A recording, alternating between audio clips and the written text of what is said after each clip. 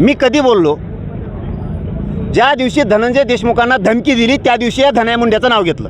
आधी घेतलं का? कुठं दगड गोटे खाय, नद्या खाय, राख खाय, काही खाय, ही टोळी उठली आणि तुम्ही गुंडाला पोचता.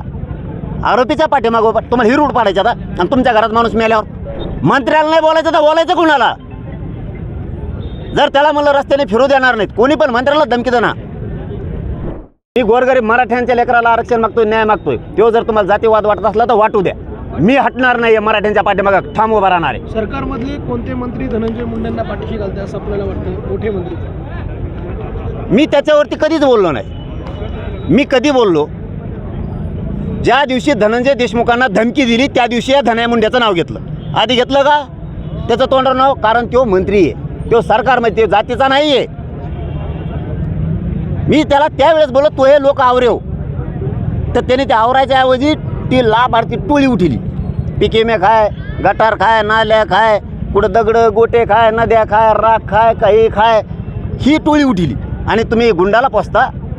आरोपीच्या पाठीमागं तुम्हाला ही रूट पाडायचा आता. आणि तुमच्या घरात माणूस मेल्यावर किंवा एखाद्याने मारल्यावर आम्ही प्रतिमोर्चेच काढायचे. ही रूट पाडायची का धनंजय मुंडेला?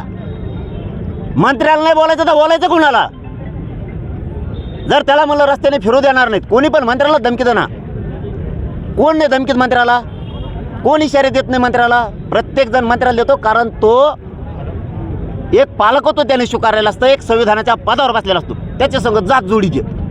अरे काय तुम्ही केविलाना प्रयत्न करायला लागलात, हे चांगलं नाही. मला प्लीज, मोर्चा सुरू झाल्यावर मला हॉस्पिटलला कालच माझी तब्येत खराब होती, त्या व्यासपीठावरतीच. एकच प्रश्न मला की आरक्षण मागताना मुख्यमंत्र्याच्या ऐवजी उपमुख्यमंत्र्याच्या हातात, आता ते गृहमंत्री आहेत, त्यांच्याकडे कायदा सुव्यवस्था आहे आणि आपण अन्न औषध प्रशासन किंवा अन्न आणि पुरवठा मंत्र्यांना गृहीत धरतोय, गृहमंत्री आणि मुख्यमंत्री सोडून या केसेसमध्ये त्यांची काही जबाबदारी नाही का फडणवीसांची? त्यांनी कुटुंबाला बोलून घेतलं अशी मला माहिती मिळाली. सांगितलं सुद्धा मला कुटुंबानं पण बोलून घेतलं आणि याच्यातला एकही आरोपी सुटणार नाही, हेच वाक्य त्यांचं परभणीच्या प्रकरणासंदर्भात सुद्धा आहे. मग आता आरोपी सुटणार नाहीत, आहे ती साखळी धरली जाणार. पूर्ण हे रॅकेट आहे, संघटित गुन्हेगारीचं हे प्रचंड मोठं रॅकेट आहे. यांना जातपात नाही कळत, पैसा कळतो फक्त. नोटा कुठे आहेत, माल कुठं आहे एवढंच कळतं. जातपात यांना काहीही कळत नाही. ते जात कळणारे, समाज कळणारे, ओबीसी कळणारे आणि जनता समजणारे हे ते दुसरे नेते होते, हे नाही.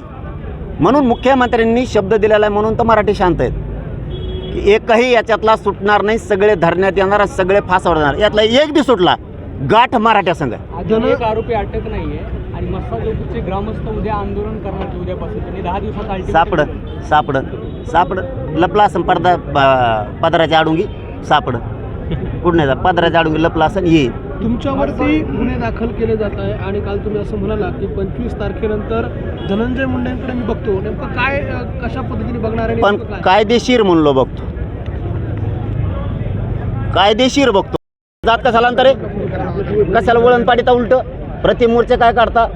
दुसऱ्या तुमच्याकडे जर मर्डर झाला असा तुमच्या घरात, तर मग बाकीच्या समाजाने बी मोर्चेच काढायचे का? तुमच्या विरोधात ही रूट पाडायची का तुम्हाला?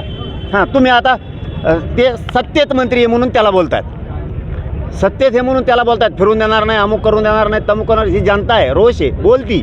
त्यात जात कशाला आणता? मग उद्या आमच्या बी समाजाच्या नेत्याला बोलल्यावर मग आमच्या लोकांनी तसंच बोलायचं का? आमच्या लोकांना बोलू नको, आमच्या मंत्र्याला बोलू नको, आम्ही असं म्हणायचं का? अरे मंत्र्यालाच बोलावं लागत असतं, तुला फिरून देणार नाही, अमकं करून देणार नाही, तमकं करून देणार नाही. मंत्र्याला बोलल्यामुळं आमचं आहे आणि आमच्याला म्हणतात बोलू नको, फिरून देणार नाहीत. अरे मग मंत्र्यालाच म्हणत असतात ना फिरून देऊ नको, मग दुसऱ्याला म्हणत असतात का? काही लोक बळजबरी जातीवाद आणतात. या प्रकारे बळजबरीनं नाही, षडयंत्र आहे, षडयंत्र धनंजय मुंडेचं. त्याला वाचवण्यासाठी त्याचं हे षडयंत्र आहे आणि त्यांनी हे ओबीसीचं पांघरून घेऊ नये, स्वतः पाप करायचं आणि ओबीसीच्या मतानं झाकवायचं, हे चांगलं नाही. ही रूढ पडल, ते लोक उठवायला आहे. गुंडाची टोळी, लाभार्थी टोळी ती सगळा त्यांचा समाज अजिबात नाही, ओबीसी तर लगेचच नाही. हे कुणालाच मान्य नाही. हा खून, हे खून कोणाला पटलेली गोष्ट नाही, इतका क्रूर खून झालेला आहे. पण हे मुद्दाम काय करतात, एक लाभार्थी टोळी उठते, आंदोलन कर, आमका कर, तमका कर, आरोपीच्या बाजूनं बोलतात, आरोपीला साथ देतात. आणि दुसरं एक काम यांचं, आमच्या मंत्र्याला बोलू नका. अरे मंत्र्याला बोलता असेल तुमचा काय संबंध आहे? तो सरकारचा आहे, तो संविधानाच्या पदावर बसला आहे, तुमचा घरी असल्यावर असतोय. इथं मंत्र्यालाच बोलावं लागतं. गावात फिरून देणार नाहीत, रस्त्यानं फिरून देणार नाहीत, हे मंत्र्यालाच बोलावं लागत असतं. मग काय इथून पुढं आमच्या समाजाच्या मंत्र्याला बोलल्यावर मग आमच्या लोकांचंच करायचं का? आमच्या याला बोलू, मग आमचा कोणत्या पक्षाचा असून मग आम्ही म्हणणार तुम्ही टार्गेट करायला लागल्यावर आमच्या याला बोलू नको. ही रूढ चांगली नाही. जय भीम. ही रूढ चांगली नाही. तुम्हाला लोक मारून टाकायचे का? आता समजा मला सांगा, आपल्या संतोष भायाचा खून झाला आणि संतोष भायाचा खून होऊन त्यांचा भाऊ धनंजय देशमुख वन फिरताय होते लेकरू न्यायासाठी, त्याला तुम्ही पोलीस स्टेशनमध्ये जाऊन धमक्या देताय. मग त्या गुंडाला बोलायचं नाही? तुमच्या जातीला बोललो का आम्ही? तुमच्या नेत्याला? अरे ते तुमचा नेता नाही आहे, ते सरकारमधला आहे. आणि मग धनंजय देशमुखाला धमकी दिली, त्या गुंडाला बोललो आम्ही. तुमचा काय संबंध आहे याच्यात? ओबीसीचा काय संबंध? याच्यात जातीचा काय संबंध? मग तुम्हाला कापू टाकायचे लोक? धनंजय देशमुख मारून टाकायचं तुम्हाला? भावाला न्याय मागतोय तर बोलायचं नाही का? हे गुंडाला बोलायचं नाही का?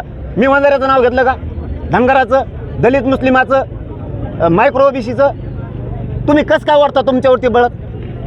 गुंडाला बोलायचं नाही. सोमनाथ सूर्यवंशी मारून टाकला, कापायचेत का तुम्हाला लोक आमचे? ते वाकोळे साहेबाचा मर्डरच झालाय. अरे त्याला मर्डरच म्हणतात, बोलायचंच नाही का आम्ही? कोणता जातीवाद शिकवता राहू तुम्ही आम्हाला? म्हणजे गुंडाला बोललं की तुम्ही म्हणता जातीवाद.